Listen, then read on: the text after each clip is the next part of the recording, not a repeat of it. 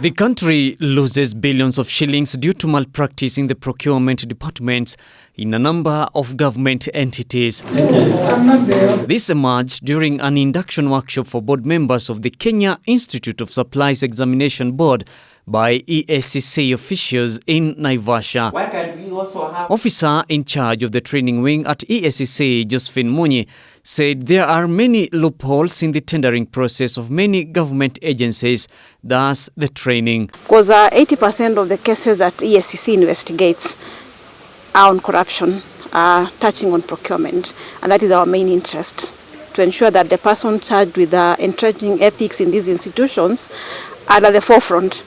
And you know, examinations are a key thing in decision making, and we would want to ensure that the integrity of these exams is not compromised. Addressing the press at the sidelines of the meeting, Munyi noted that Eacc could not win the war against graft alone, and hence the move to engage other government agencies. Munyi said that the Commission was keen to proactively mitigate corruption cases by training government staff and board members on ethics. Other than the enforcement part of it, training lets people know from the forefront what can you do to help the country change this culture of corruption. As a citizen, what is your role? As even a person in the boards, what can you do to help the country? Because if it is the executive cannot be everywhere, and that is why they have board members to oversight these institutions to ensure whatever the government wants done is done in the right way. They are the eyes of the government. The senior officer added that they were targeting all government institutions in the training, which is meant to enhance integrity in service delivery. Officer in charge of ethics and compliance at Eacc, Patrick Owini, said that they wanted to build the capacity of the KISEB board in dispensing its role.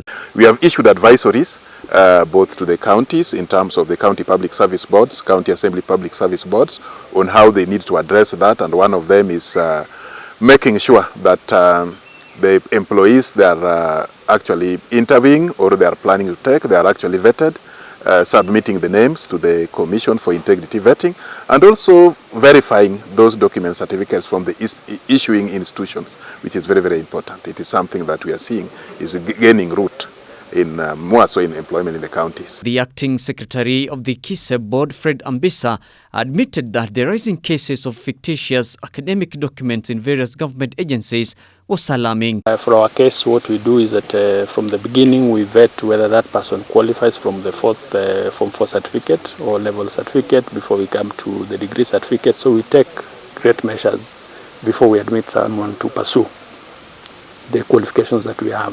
So of course it is alarming. We've seen people trying to enroll with fake documents. It is something as a country we need to be concerned about. And we have learnt a lot. And as a board, we have a lot to implement. And we are still, it's a continuous process with the Eacc, at least to ensure that we have integrity exams and we churn out professionals who have integrity through our curricula. They said there are many individuals involved in the procurement process, and hence the need to engage and train them on issues of integrity. Kind of Stefano, Ebre TV.